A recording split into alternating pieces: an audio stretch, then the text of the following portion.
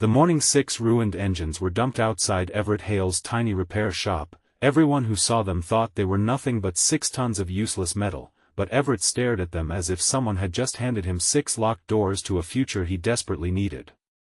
The engines were blackened, cracked, rusted, and missing pieces, their metal bodies scarred by years of neglect, and beside them sat a company truck whose polished logo belonged to one of the most powerful engineering corporations in the state.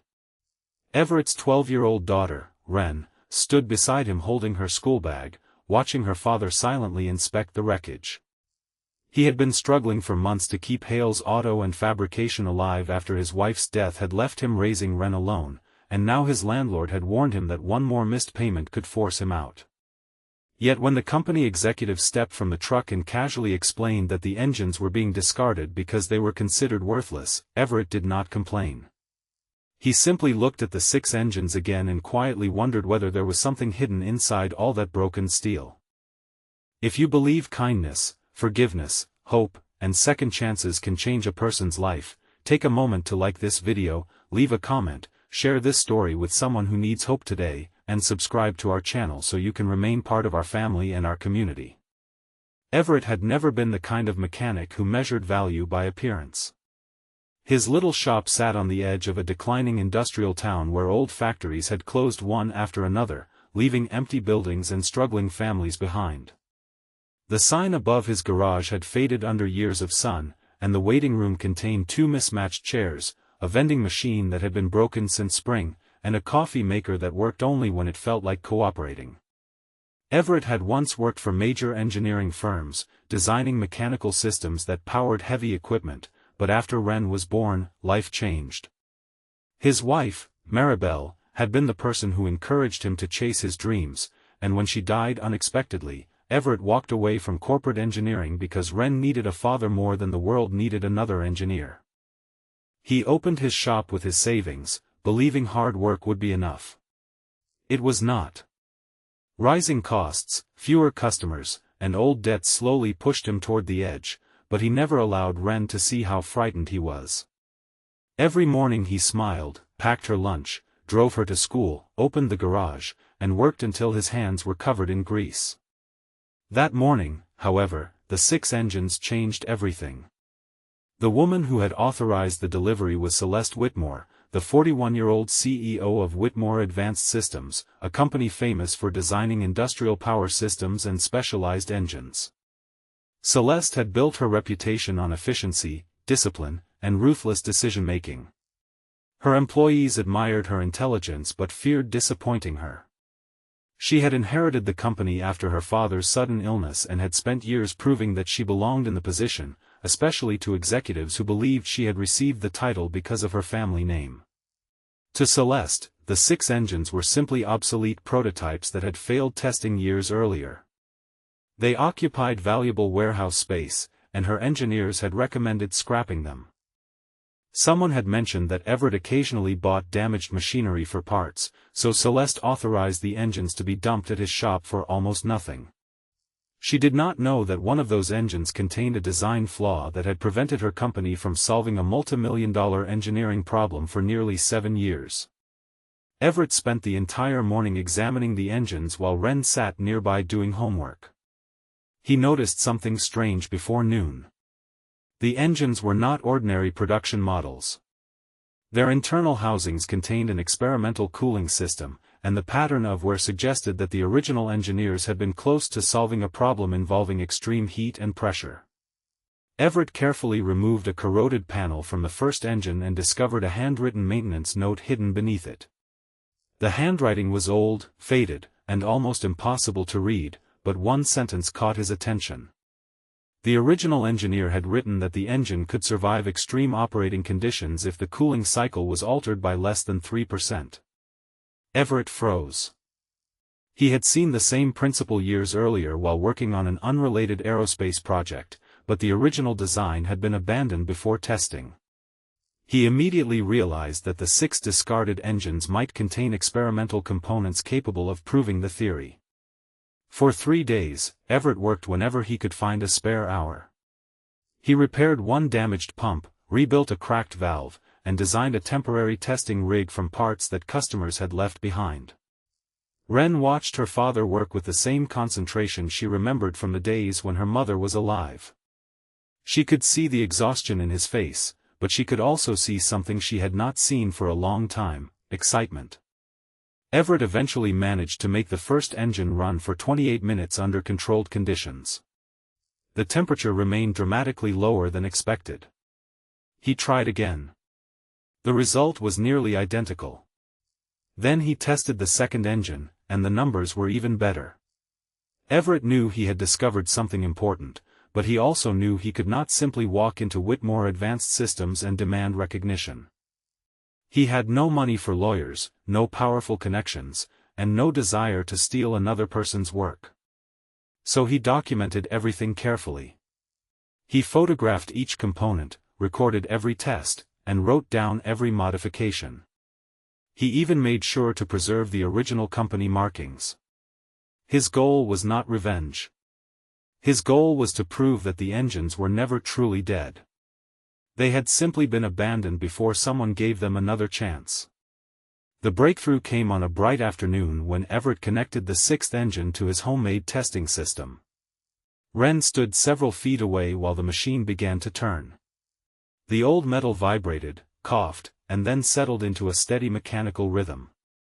Everett watched the temperature gauge climb and waited for the inevitable spike. It never came. The engine continued running far beyond the company's original specifications. Everett stared at the numbers in disbelief. He realized that the 6 abandoned engines contained 6 different versions of a technology that could dramatically increase the efficiency and lifespan of industrial power systems. If his calculations were correct, the technology could save companies billions of dollars in fuel and maintenance costs. Everett contacted Whitmore Advanced Systems the following morning and asked to speak with someone from the engineering division. His call was transferred several times before reaching an executive assistant, who listened impatiently to his explanation and dismissed the claim as impossible. When Everett insisted that the company inspect the engines, Celeste herself became involved. She remembered the discarded prototypes and assumed Everett was trying to pressure her into buying scrap at an inflated price. She arrived at his shop with 2 senior executives and approached the garage expecting to find nothing more than a struggling mechanic who had become attached to junk. Instead, she found 6 engines running in carefully controlled test conditions. For the first time in years, Celeste had no immediate answer. One of her senior engineers studied Everett's data, then asked him where he had learned to understand the prototype architecture so precisely. Everett hesitated before explaining that he had once worked in advanced mechanical engineering before leaving the industry to raise his daughter. Celeste looked at the documents again and realized that the man she had treated as a scrap dealer understood her company's failed technology better than most of her current engineers. Then Everett showed her the handwritten note he had found inside the first engine. Celeste recognized the handwriting immediately. It belonged to her father. The discovery shattered the distance between them.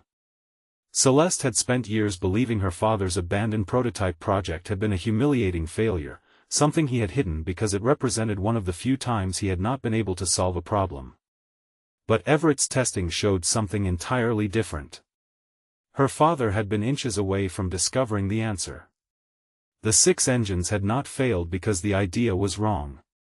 They had failed because the final testing process had been cut short after funding was redirected to another project. Celeste returned to the corporate headquarters that afternoon and ordered a complete review of the old project archives.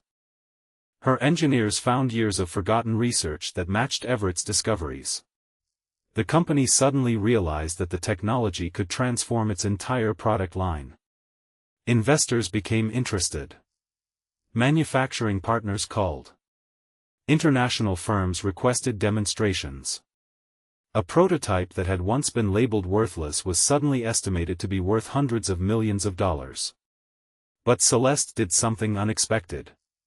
Instead of claiming that the discovery belonged entirely to her company, she returned to Everett's shop with a legal team and offered him a formal partnership.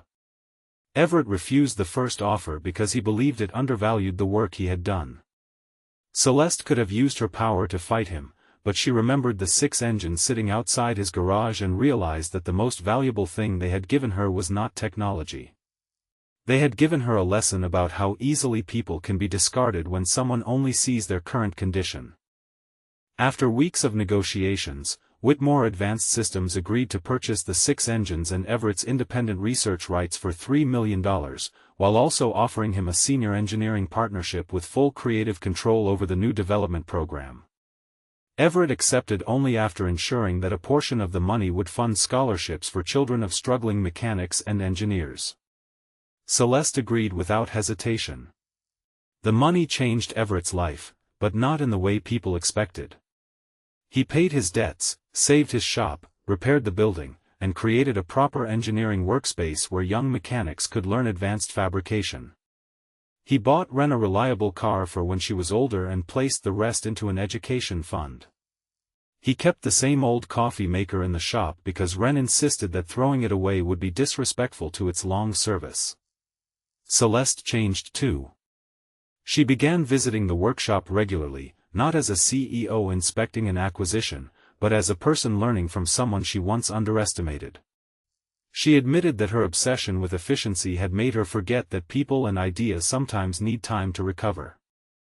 Everett admitted that grief had made him afraid to return to engineering because it reminded him of the life he had lost.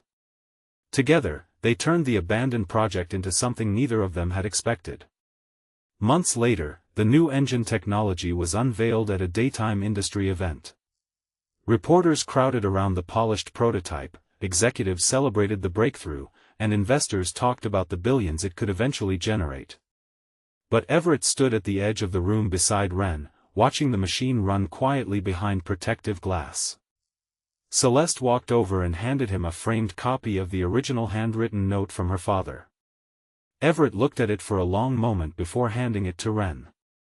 She had tears in her eyes because she understood what it represented. A broken machine had brought her father back to the part of himself he thought he had buried forever.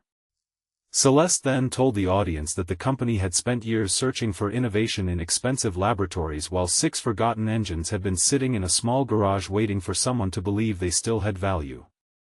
Everett did not see himself as a hero. He simply believed that broken things deserved a second look. That belief had saved his shop, restored Celeste's faith in her father's legacy, and created technology that would eventually change an entire industry. Before the event ended, Wren took her father's hand and asked him whether he would ever sell the old garage. Everett smiled and looked toward the distant skyline, where the town's abandoned factories stood as reminders of everything that had once been lost. He told her that some places become valuable because of what they contain, while others become valuable because of what happens inside them. Their little shop had contained 6 dead engines, but it had also contained patience, grief, courage, and a second chance. If this story touched your heart, leave a meaningful comment telling us what you believe the 6 engines truly represented: a forgotten opportunity, a second chance, or a reminder never to judge something by how broken it looks. Share this story with someone who needs hope today, because sometimes the thing everyone else throws away is exactly the thing that changes your life. And if you believe kindness, forgiveness, perseverance, and second chances still matter, please like this video, share it with someone who needs hope, and subscribe to our channel so you never miss another emotional journey with our family and our community. Everett never forgot the morning those 6 engines arrived. They had come to his shop labeled dead, useless, and worthless. Years later, people would call them revolutionary. But Everett knew the truth. The engines had not changed nearly as much as the people around them had. The machines only needed someone willing to look beneath the rust.